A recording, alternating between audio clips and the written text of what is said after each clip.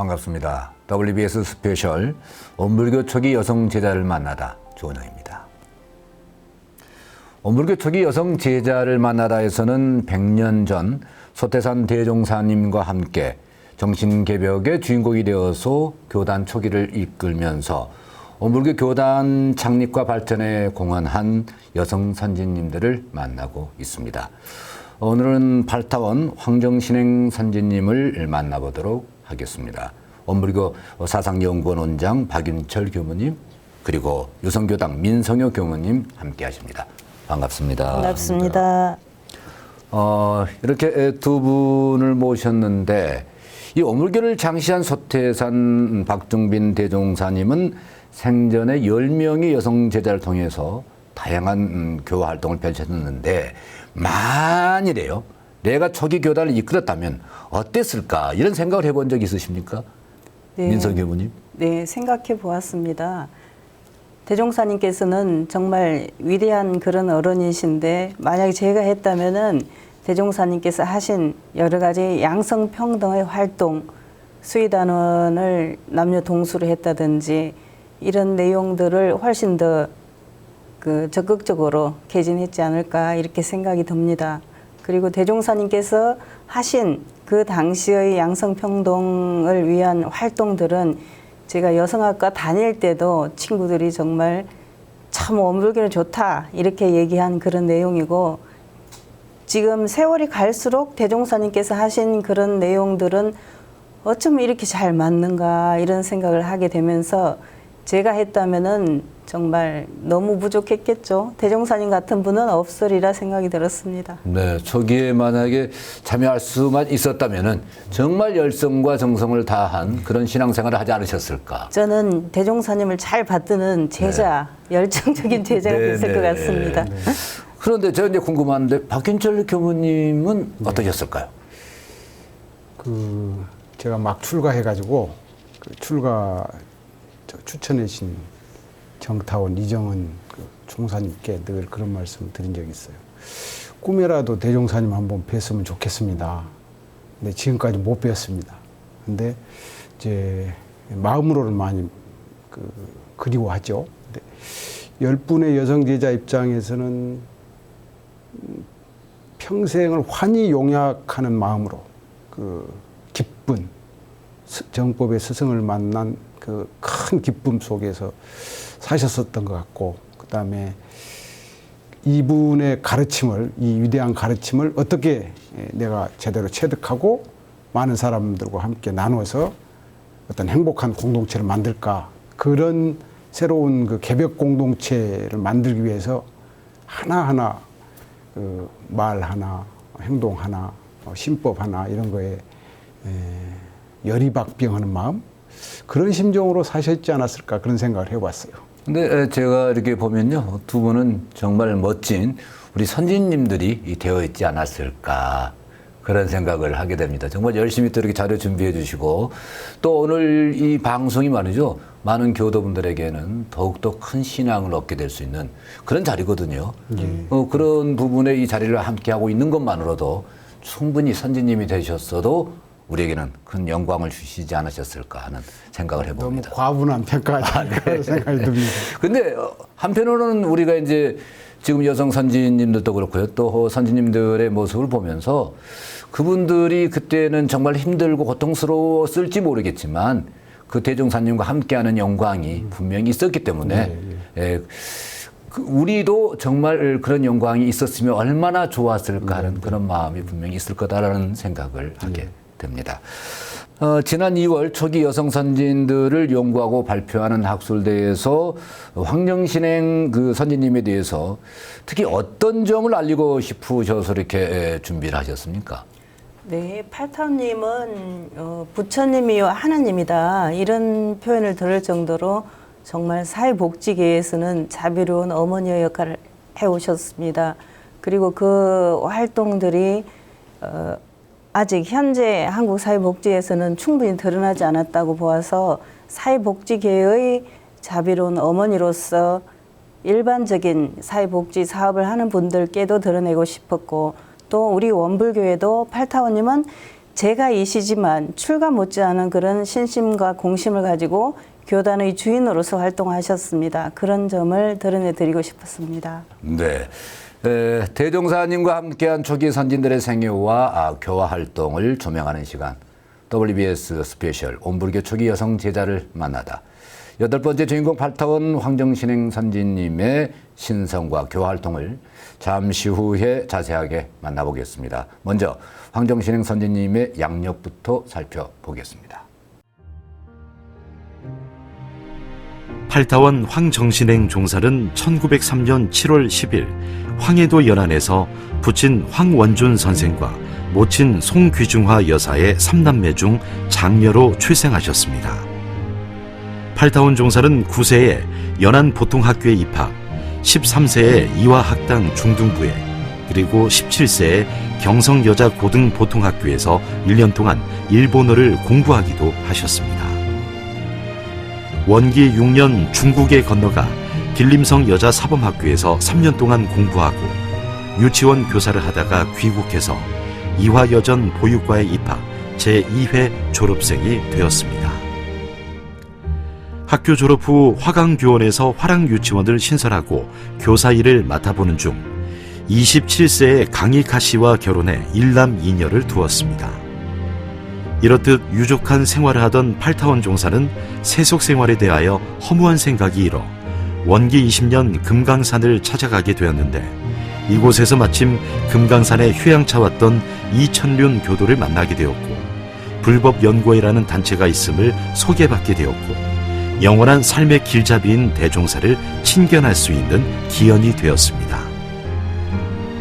서울에 돌아온 팔타원 종사는 도남동에 자리한 교당에서 대종사를 처음 뵙게 되었고 부처되는 공부를 한다는데 감동되어 교당 내왕하는 발길이 빈번해졌고 원기 26년 서울교당 주무에 임명되어 수년간 교세 발전과 교당 유지를 담당하였으며 확장되는 기관과 불어나는 교당 등으로 어려움을 겪는 교단에 물심양면으로 큰 힘이 되어 주었습니다. 원기 30년 보화원이란 간판을 내걸고 고아들을 모아 보살폈고 8.15 해방으로 귀환하는 동포들을 위해 구호소를 마련해 구호품을 전달하는 등 어려운 이웃을 따뜻한 손길로 어루만져 주었습니다.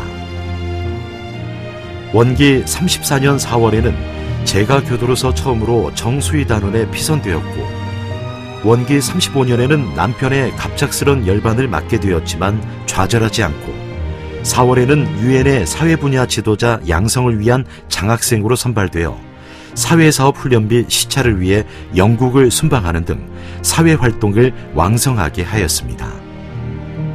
하지만 이 시기 6.25 전쟁 발발의 소식이 전해졌고 식구들의 무사를 기원하면서 9.28 수복 후 귀국하게 되었으나 외아들의 죽음으로 크나큰 슬픔을 맞이하게 되었습니다.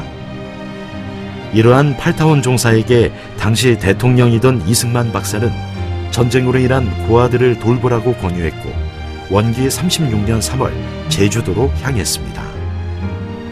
그리고 재단법인 한국보육원의 원장직을 맡아 전쟁의 극한 상황에서도 대종사께서 깨우쳐 주신 정신교육에 중점을 두어 무엇보다도 자력 양성을 하도록 지도하였고 자기만 못한 사람을 도울 줄 아는 인격의 소유자가 될 것을 당부하면서 긍지와 자신감을 잃지 않도록 교육했습니다. 원기 55년 그동안 휘경동에 있던 한국보육원이 양주로 이사를 하였고 그 자리에 중고등학교를 설립하여 교육사업의 새로운 장을 열었습니다. 원기 67년 2월 23일에는 사회복지법인 창필재단을 설립하고 한국보육원을 교단에 희사했습니다. 원기 42년 대중의 찬양 가운데 대호법의 법훈을 서운받았으며 원기 76년 3월 제11회 수의단회에서는 소태산 대종사 탄생 100주년 성업봉찬 기념대회를 맞아 법위를 출가위로 사정하고 종사의 법훈을 서운키로 결의했습니다. WBS 스페셜 온불교 초기 여성 제자를 만나다. 수많은 한국과의 어머니 황정신행 선지님은 황해도 연안 출신으로 상당한 재산과 학식을 겸비한 부인으로 세상 창업에 큰 역할을 세웠다고 하는데요. 먼저 황정신행 선지님의 온불교를 만나기 전 산부터 살펴볼까요? 네, 팔타오님은 기독교인 부친을 둔 유복한 가정에서 자랐습니다. 그리고 그 아버님께서 세상을 돕는 일을 해라 이런 말씀을 하셔가지고 어릴 때부터 사회복지의 그 싹을 키워오지 않았나 이런 생각이 들고요. 또 그 모친도 좀 독특한 그런 분이십니다. 그 송충성이라는 어머니께서는 그 당시에 3.1운동 이후에 태극기를 만들어서 독립운동하는 분들에게 드린 그런 활동을 했습니다. 그 활동으로 인해서 옥고를 치르기도 하고요. 이렇게 하신 분이기 때문에 팔타오님 당신도 정말 뛰어난 분이지만은 부모님도 매우 훌륭하신 그런 부모님을 두신 분이십니다. 네, 그렇군요. 네. 그 팔타오님이 태어나신 황해도를 조금 시대와 연관지어서 생각해 볼 필요가 있는데요. 한말 개화기에 평안도 황해도가 새로운 문물 또 새로운 종교, 기독교도 그쪽에서 많이 들어오죠. 그러니까 개명된 땅이었던 것 같아요. 거기에서 이제 부친도 일찍이 어떤 새로운 문명, 신문물에 이렇게 눈을 뜨셨던 것 같고, 또 그러면서 이제 상업에 눈을 뜨셔가지고 돈을 많이 버시는데 그냥 돈만 버시는 것이 아니라 그 돈을 이제 이웃과 나누는. 그러니까 이 부친은 거기에 그 보통학교인가요? 봉남학교 교장도 하시는 지역 유지도 지내시고 그런 걸 보니까 요즘으로 말하면 이제 세상과 함께하는 어떤 그런 돈을 벌더라도 그런 마음가짐으로 사셨던 분이라 어려서 그 부친의 강한 영향을 많이 받으셨던 거 아닌가 이런 생각이 들었습니다. 네. 근데 그 김구의 제자 강익하라고 하는 기업인과 또 결혼을 하게 되는데요. 비교적 평화롭고 넉넉한 결혼 생활을 하던 그 선지님의 결혼에 위기가 찾아오게 됐다고요? 네, 그렇습니다. 강익하 씨는 그 우리나라에서 정권을 처음 시작한 그런 이제 기업가이시기도 하고 또 김구 선생님께도 배웠던 그 제자이기도 하고 또 독립운동 자금을 대주기도 하고 그랬던 분이세요. 물론 이성만 박사에게도 또 돈을 대주고 그런 역할을 하셨는데 그분이 팔타오님을 8년 정도 쫓아다니다가 결혼을 하시게 됩니다. 팔타오님이 당시에 굉장히 미인이고 또 고등교육을 받은 신여성이고 그러셨는데 그 당시에 옛날인데 8년을 쫓아다니다가 결혼했다 하는 것은 매우 독특한 그런 일이라고 생각이 됩니다. 그래서 결혼을 하셨는데 당시에 강익하 씨에게는 본부인이 있었습니다. 본부인이 있어서 이제 그런 본부인이 있고 팔타오님이 이제 둘째 부인이 되신 거거든요. 그 당시에는 거의 대부분이 부모님이 정해준 그 구여성과 결혼을 한 상태에서 신여성을 만나고 이런 일이 굉장히 많았습니다. 그때 팔타오님은 좀 그런 가정 형편 때문에도 마음이 좀 불편하셨던 걸로 생각이 됩니다. 네. 근데 이제 두 분이 만나는 그 사연이 좀 뭐랄까 관심이 가는 부분인데 네, 네, 그렇죠. 어머니가 이제 그 황해도에서 3.1운동에 참여하시고 그때 이제 팔타오님도 이제 근대 교육을 받으신 분이니까 어머니와 함께 참여하셨던 것 같아요. 그래가지고 이제 감옥에 갇혔을 때 이제 8년 뒤에 남편 되실 강익하 씨가 당시에 이제 황해도 지방법원에 그 당시에 이제 직책이 판임관이라고 그러더라고요. 네. 오셔가지고 이제 갇혀 있는 팔타오님 구명운동을 많이 하셨던 것 같아요. 네. 그런 것이 이제 처음에 아마 인연이 아니었던가 이렇게 짐작이 됩니다. 네, 당시 판임관이 이제 7급에서 9급 공무원 정도 되는 그런 직급이고요. 네.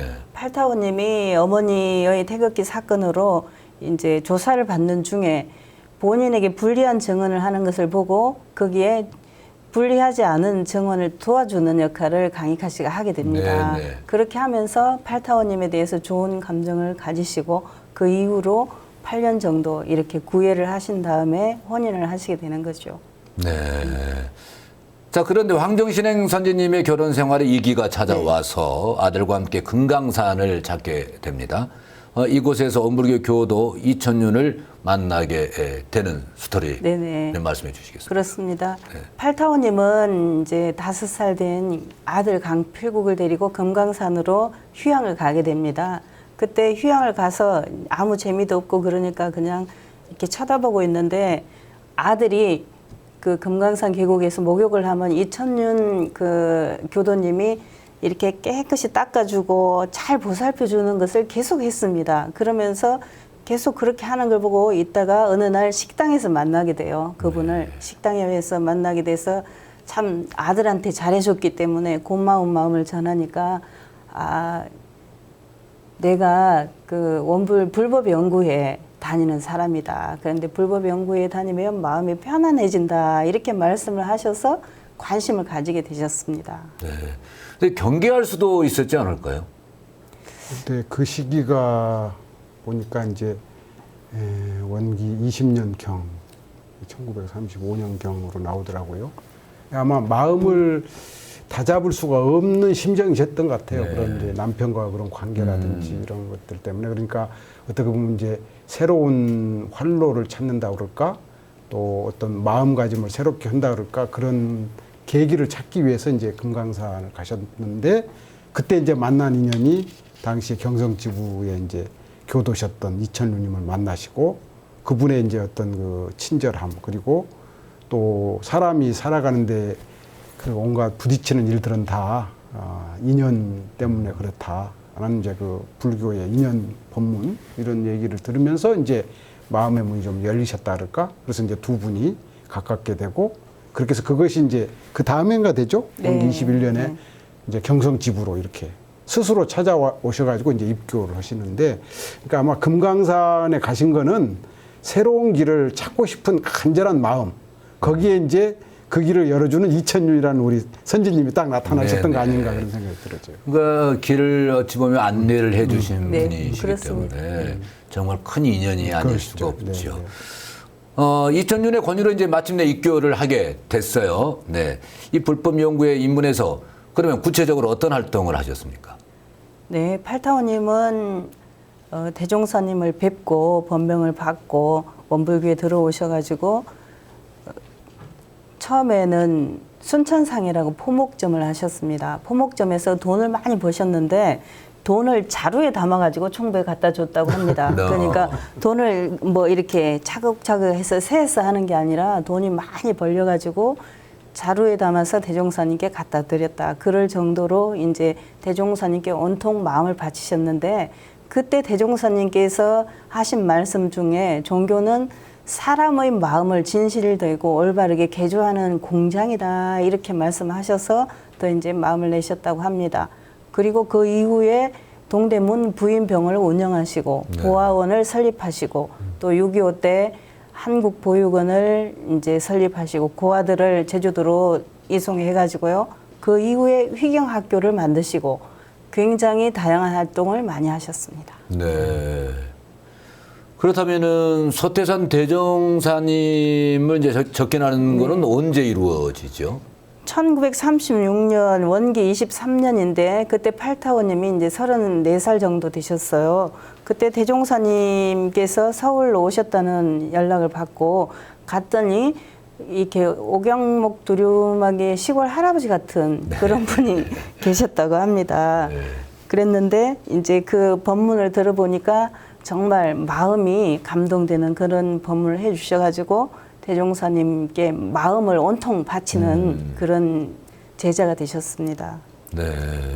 그때 이제 경성지부 조무님이 응산 이완철 네. 종사님이셨어요. 네, 그리고 네. 당시에 이제 경성지부의 역사를 살펴보니까 초기 교단에 그 빛나는 별들 같은 선지님들이 모이셔가지고 공부라든지 사업이라든지 어떤 새로운 세상에 대한 그 꿈들이라든지 이런 것들 그 공부 분위기가 아주 충만돼 있었던 것 같아요. 네. 그래서 그 입교를 하시고 나서 서울 경성지부에 아주 자주 오셔가지고 이제 법회를 보시고 그 다음에 이제 그 격려로 오신 대종사님을 만나셔가지고 그때 이제 법명을 받죠. 네. 정신에. 그러니까 어떤 조직이 이루어지려면은요, 리더자도 물론 중요하지만 그 조직원의 구성들이 가장 중요하고 그들이 얼마만큼의 노력을 해 주느냐에 따라서 그 조직 자체가 변화가 커지거든요. 그런데 이제 이 시골 선생님이라고 그 부를 정도로 대종사님에게 그렇게 표현을 했는데 뭐 어물게 전혀 몰랐다는 얘기죠. 그렇죠. 그런데 처음에는 이제 말씀하셨던 그 법명을 주셨어요. 첫 만남에서. 근데 그 어떤 의미가 담긴 법명입니까? 정신행이라고 하는 것은 밝고 조촐한 신심을 실천하는 그런 분이다. 그러니까 대종사님하고 두 마음이 아닌 그런 제자다. 이런 의미로 해석할 수 있을 것 같습니다.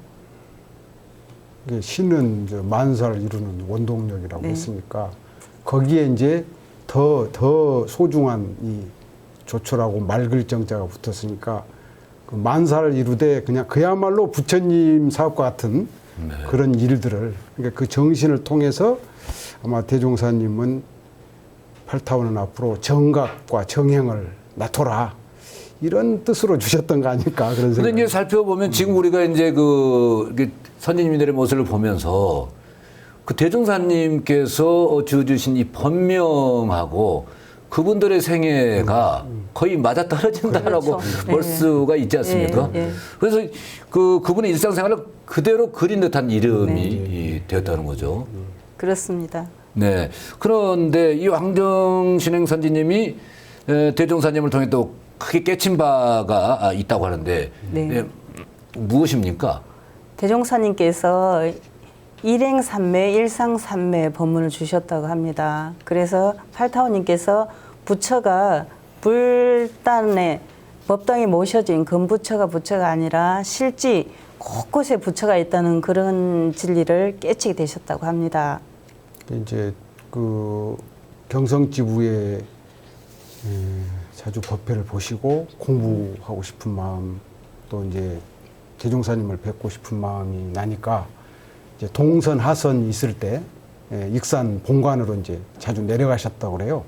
그럴 때마다 이제 대종사님이 사실 큰 어떻게 보면 인재가 들어온 거잖아요. 그러니까 팔타원님이 내려오시면 특별히 이렇게 자리를 마련하셔서 그 뭔가 큰 일을 할 수 있도록 대종사님도 특별한 법문들을 많이 이제 주셨다고 그래요. 그래서 이제 지금 말씀하신 그런 내용도 나오고 또 이제 교단품 35장의 그 무상보시 그러니까 상 없는 마음으로 베풀어라고 하는 그런 법문도 이분은 돈이 많잖아요. 또 유복한 가정이고 지식도 많고 뭐 교양도 많고 그런데 거기에 플러스를 뭘 해야 되냐면 상 없는 마음. 그러니까 그럴 정도로 특별한 사랑을 통해서 아마 이렇게 이제 무상행의 어떤 그런 실천을 할 수 있는 큰 가르침을 직접 대종사님으로부터 받은 거 아닌가 그런 생각이 들어집니다. 사실은 팔타오님이 대종사님께 돈도 드리고 뭣도 드리고 드리는 게 많았는데 하루는 대종사님께서 내가 정신에게 선물을 주겠다 이렇게 하십니다. 그러니까 팔타오님 생각하실 때 맨날 내가 드렸는데 무슨 선물을 주실래나 사실은 대종사님 돈이 없으시잖아요. 네네. 그런 생각을 했는데 이 선물을 주신 거예요. 일행삼매, 일상삼매 이 법문을 주시면서 그것을 잘 실천하면은 거기서 무궁무진한 부화가 나올 거다 이렇게 말씀해 주시고 또 팔타오님도 그 법문을 정말 소중히 받들어서 당신 일생 생활 동안 잘 실천하시는 것으로서 큰 선물이 되신 그런 내용입니다.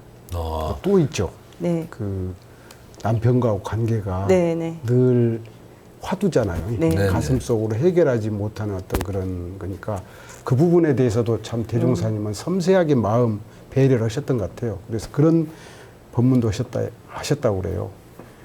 남편 좋은 사람이니까 잘 모셔라고 그러면서 한 30년만 참고 지내면 다 풀릴 것이다. 그러니까 팔타오님이 아니 석 달도 못 참는데 어떻게 30년을 잡습니까? 그러니까 대종사님께서 30년이 긴 세월인 줄 아느냐 그런 법문을 하실 정도로 그러니까 그 팔타원이 안고 있는 개인적인 아픔까지도 다 헤아리시면서 법문을 주시면서 그 공부심을 진작하는 그런 속에서 아마 큰 깨침을 얻으셨던 거 아닌가 네. 그렇게 생각이 되어져요. 그래서 기다리면서 남편을 또 섬기는 용서하고. 마음, 또 용서하는 마음. 그러면서 또 소태사님을 새 부처님으로 모시고 그 뜻을 쫓고 살아있지 않느냐라는 생각을 해봅니다. WBS 스페셜 온불교 초기 여성 제자를 만나다 팔타원 황정신행 선지님을 만나고 있는데요. 불법연구회에 들어간 황정신행 선지님은 이 중앙총부와 서울교당이 창업기에 경제난을 극복하는데 많은 도움을 주셨다고 해요. 그렇습니다. 당시에 8타원님하고 9타원님이 원불교에 드린 돈이 은행을 2개 정도 설립할 정도 많은 돈이라고 합니다.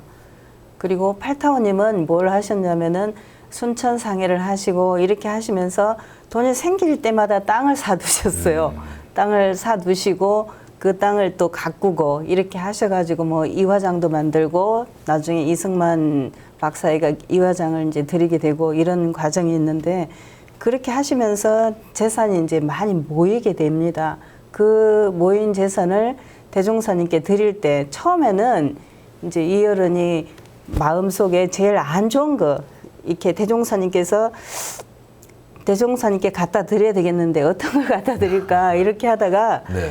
이제 하나를 가져갔어요. 가져갔는데 대종사님께서 그 땅 문서를 남편에게도 보이고 가족에게도 보여서 허락을 맡았냐 네네. 그렇게 물어보십니다. 그러니까 팔타오님께서 아유 허락을 안 맞죠. 이거 제가 다 한 거고 이제 제 땅 중에서 제일 안 좋은 거예요.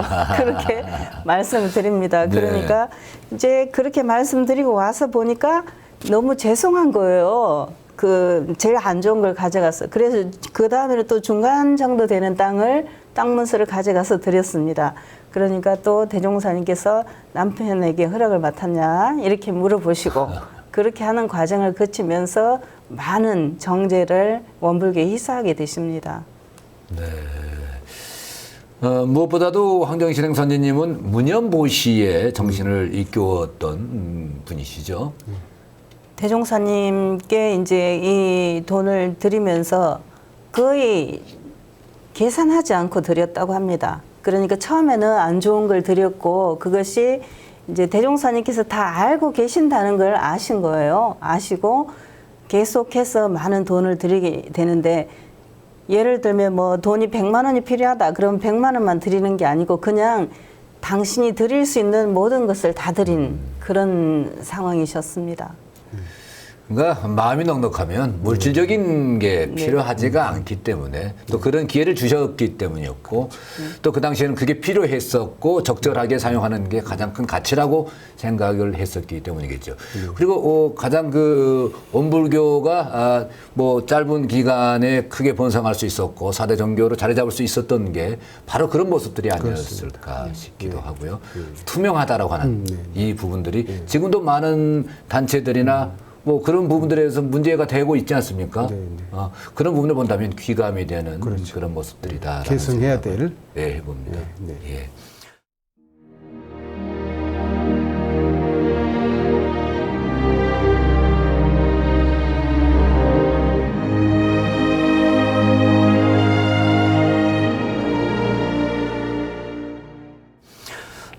원불교 입교한 황정신행 선지님은 그 포목상 아까 말씀하셨던 순천상해와 또 우리나라 최초의 부인병원, 네, 또 동대문 부인병원까지 운영했을 정도인데 그게 이제 교단에 많은 영향을 주셨다고 그러는데 뭐 큰 영향이 좀 되셨죠? 있죠. 네. 네, 동대문 부인병원은 원래 이제 감리교 재단에서 운영하던 기관이었습니다. 그런데 팔타원님께서 그 부인병원을 사게 됩니다. 그 사게 된 이유는 감리교에서 운영하는데 운영이 잘 안 됐어요. 그래서 팔타원님이 그것을 매입을 하게 되었고 운영을 하는데 운영하던 중에 이제 김한란 박사에게 임대를 해주게 됩니다. 동대문 부인병원을 임대를 해주고 그렇게 해서 서로 이제 친구기도 하고 친하게 지내는 사이였기 때문에 그리고 팔타원님은 그 동대문 부인병원 건물에서 살림을 하시죠.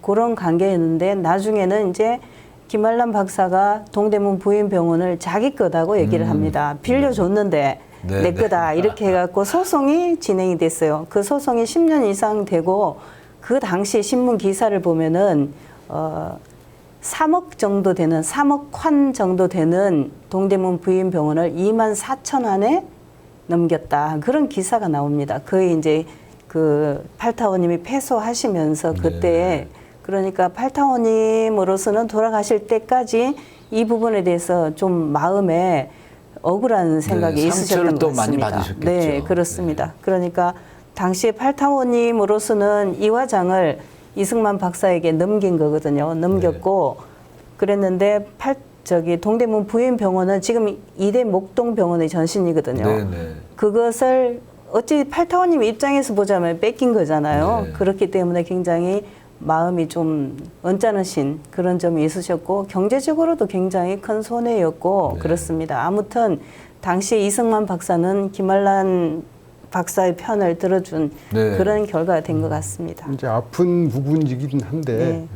또 이제 거기서 동대문 부인병원을 인수해서 경영하셨던 데서 교단사적으로 기억해야 될 두 가지 업적이 있더라고요. 하나가 타카소를 거기다 개설하시죠. 네, 맞습니다. 그 타카소가 보아원, 이제 예. 오늘의 한국보육원 또 우리 이리보육원의 전신이라고 볼 수 있고 원불교의 어떤 아동복지 이 사업의 어떤 개척적인 그런 업적이다. 이렇게 역시 팔타원이 아니셨으면 그 일이 없었을 거다라는 생각이 들고 두 번째는 이제 그 부인병원 인수해서 경영하실 때가 일본 제국주의가 가장 그 최후의 어떤 뭐랄까 침략 발악을 전쟁을 하는. 벌이던 그리고 우리 조선 전체를 그냥 병참기 기지로 만들어서 남자는 군인 노동자로 여성들은 뭐 정신대 성노예로 이렇게 보내던 그런 시기인데 교단에 그때 이제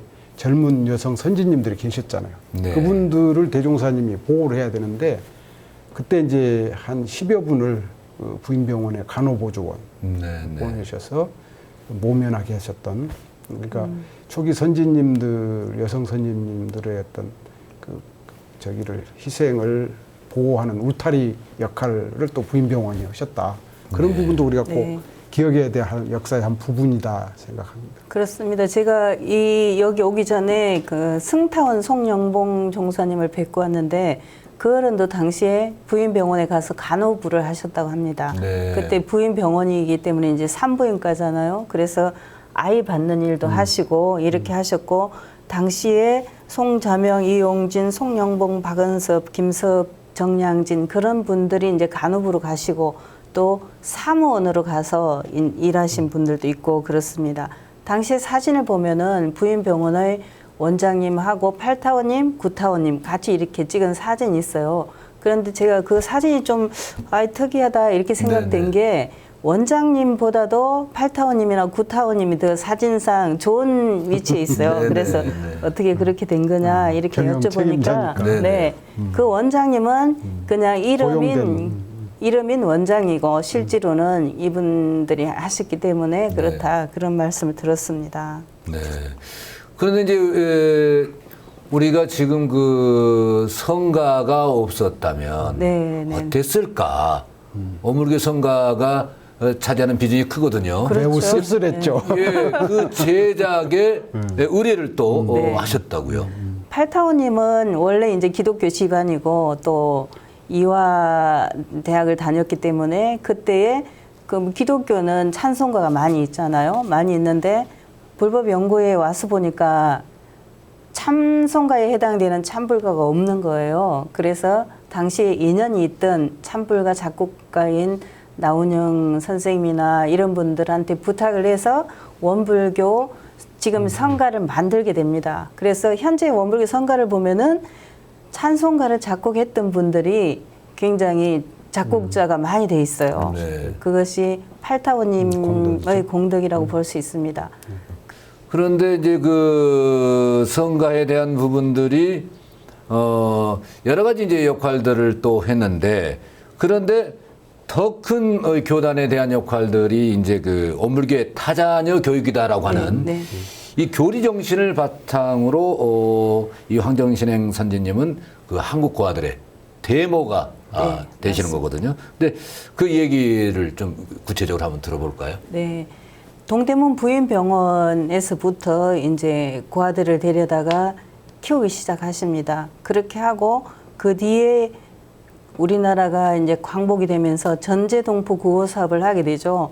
그 전제동포 구호 사업을 할 때에 미군들이 물자를 많이 대주게 됐다고 합니다. 그 물자를 대주게 연결하는 역할을 팔타원님이 많이 하셨고, 또 그 전제동포 구호 사업에서 원불교는 당시에 굉장히 적은 세력으로 획혁한 그런 그 활동을 하게 됩니다. 우리는 동포를 살리기 위하여 그리로 나간다. 이 사진 보셨을 텐데, 그렇게 여성 제자들 또 주사님 등등의 분들이 열성적으로 활동을 하신 그런 공으로 이제 한남동에 있는 그 보아원 자리를 우리가 불화를 받게 되고, 그 이후에 익산에서도 잠깐 이제 고아원을 운영을 하다가 6.25가 되면서 900여 명의 그 고아들을 급박하게 제주도로 이송해야 되는 그런 상황이 생겼습니다. 그때에 팔타원님께서 그 일을 담당하셨고, 제주도에 가셔가지고는 한국보육원을 만들어서 운영을 하시면서 지금의 한국보육원이 되신 겁니다. 거기에 이제 꼭 기억을 해야 될 그 시대 배경이 있더라고요. 1950년가 한국전쟁 6.25가 나기 직전에 네. 팔타원님이 이제 서울 보아원장 자격으로 정부에서 지원하는 영국 아동복지 네, 분야 연수에 선발되셨어요. 네. 근데 이제 그 무렵에 근데 이제 남편이 열반하시죠. 네. 그러니까 뭐 감당할 수 없는 이제 고통을 겪게 되는데, 일단 이제 남편의 상을 잘 마무리하고 이제 영국 연수를 가셨어요. 근데 이제 6월에 한국 전쟁이 터지고, 그다음에 이제 3개월간 서울이 인민군에 점령당하는데, 아들이 이제 그 구타원님의 아들 묵산 박창기 선지님하고 같이 양주 쪽에 피신해 있다가 9.28 수복 직전에 이제 희생이 되죠. 근데 모르셨어요, 영국에서. 네네. 영국에서 연수 중인데. 근데 이제 11월에 50년 11월에 귀국해서 보니까 이제 아들까지도. 그러니까 1950년이라는 해는 팔타원님에 있어서는 상상을 초월하는 아픔. 네. 뭐 아무것도 할 수 없는 그런 상황. 이제 11월에 귀국하셨는데, 그때 이승만 대통령이 네, 이제 맞습니다. 그 아픔에 동참을 하고 이해를 하면서 뭐라고 위로는 할 수 없지만은 네. 한 아이를 잃은 대신에 많은 아이의 어머니가 되시면 네, 어쩌겠냐. 이제 여기에 이분이 어떤 큰 또 회심을 하셔가지고, 그때 이제 미국의 또 유명한 그 진 헤스리형하고 운명적 만남. 네네. 근데 그 무렵에 이제 왜 1000명을 그 제주도로 데리고 가게 되냐면 일사후퇴가 이루어지잖아요. 51년. 네네. 그러니까 50년 12월에 중공군 개입으로 이제 서울이 함락될 것 같다는 상황이 돼요. 그래서 이 1000명이 서울 종로초등학교인가 수용돼 있는 아이들을 급히 이송을 해야 되는데, 누군가 책임을 져야 되는데, 그때 이제 팔타원님이 어떻게 보면 샛별처럼 등장하는 거죠. 네. 개인적인 모든 아픔을 버리고. 이 부분은 우리가 교단적인 뿐만 아니라 한국 사회 또는 세계 어떤 고아의 역사, 고아 운동의 역사에서 꼭 기억해야 될 아주 중요한 대목이라는 생각을 했습니다. 그 헤스링이 그 전에 이제 2차 대전 때 독일에서 폭격을 자기가 그 잘못해가지고. 헬기를 운전하면서 폭격을 했는데 민간인 지역에 폭격을 하게 되었습니다. 네. 그래서 그 반성하는 그런 점이 있으셔서 그때 이제 고아들이 37명인가 네. 죽었다고 그러죠. 네. 자기가 오폭을 해가지고. 6.25 때 이제 한국에서 그걸 좀 만회하고 싶은 참여하고. 그런 마음으로 그 일을 했고, 사실은 그것은 굉장히 급박한 유모차 수송 작전이라 그래가지고 네네. 굉장히 급박한 그런 사정이고, 정말 거기에 협조한 사람들이 정말 대단하다 이런 생각이 들 정도입니다. 네. 그 영상이 아마 따로 정리가 되어 있습니다. 상상도 할 수 없는 네. 그 어마어마 대체 어떻게 했을까 궁금해지기도 하고 네, 네. 그렇습니다. 근데 이제 정말 영화 같은 얘기, 뭐 2차 세계대전에 대한 얘기들은 영화로 나와 있었고 뭐 그렇습니다만은 이 영화를 통해 또 한국보유원의 이야기가 전해졌지만 네. 직접 또 선생님께서 그 영화 제작도 하셨다고 해요. 그렇습니다. 이 전송가는 로그 허드슨 주연으로 이제 만들어진 거고 실제 그 주인공은 진 헤스 대령하고 팔타워님이 원래 사실적인 이제 인물이시고 그 영화는 굉장히 많이 알려졌어요. 그런데 알려지지 않은 영화가 여성 일기라는 영화입니다. 그런데 이 여성 일기라는 영화는 팔타워님이 제작자시고 네. 극본 쓰시고 그런 투자도 분이에요. 하시고. 예, 예.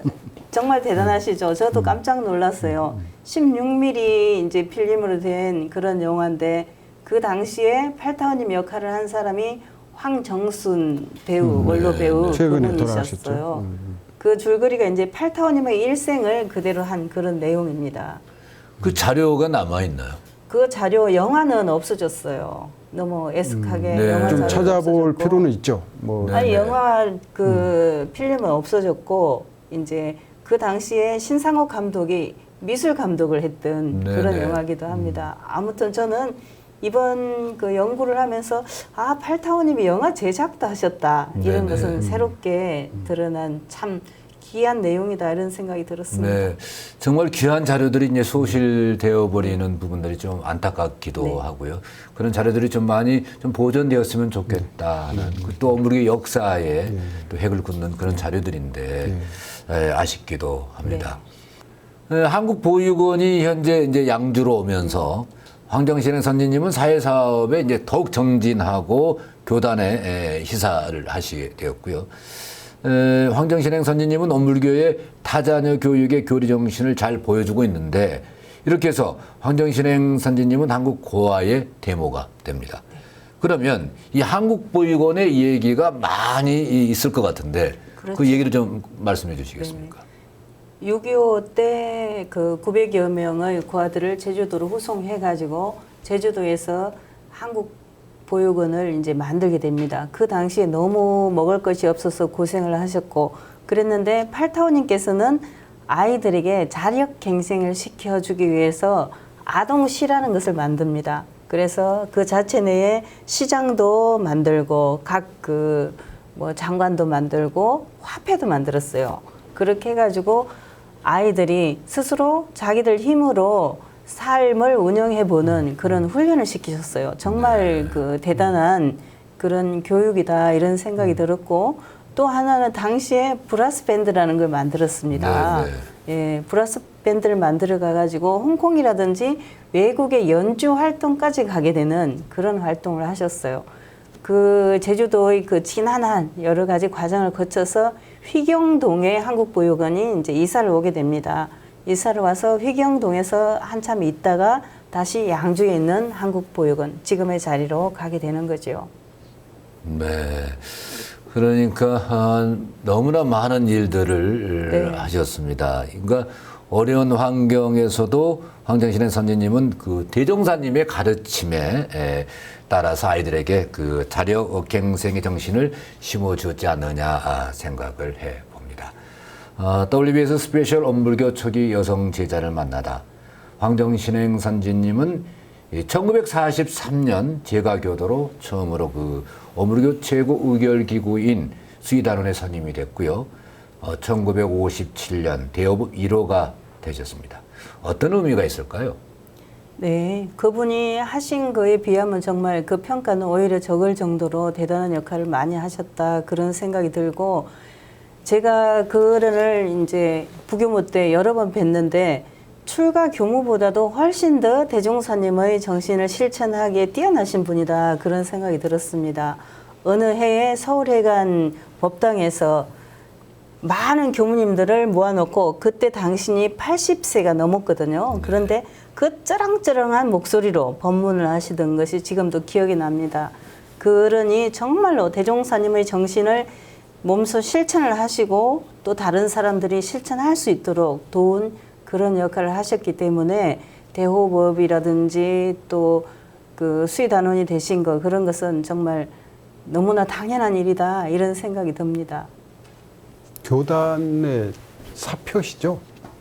공부 사업 두 방면에서 사업 방면의 말씀을 드리면 이제 그 서기로 1957년이더라고요. 그때 이제 4년 전에 원기 38년 1953년에 제1대 성읍봉천대회를 하면서 공부사업 결산을 했어요. 그래서 그때 이제 시상식을 해야 되는데 여러 가지 한국전쟁 기간이고 그래서 모두 4년 뒤에 이제 57년에 시상식을 할 때 이분이 이제 그 대호법 서훈 아마 대호법 제1호시죠. 네. 그때 이제 그 교단에 희사하신 기부하신 금액을 환산해 보니까 그 당시 기준으로 1억 8천만 원.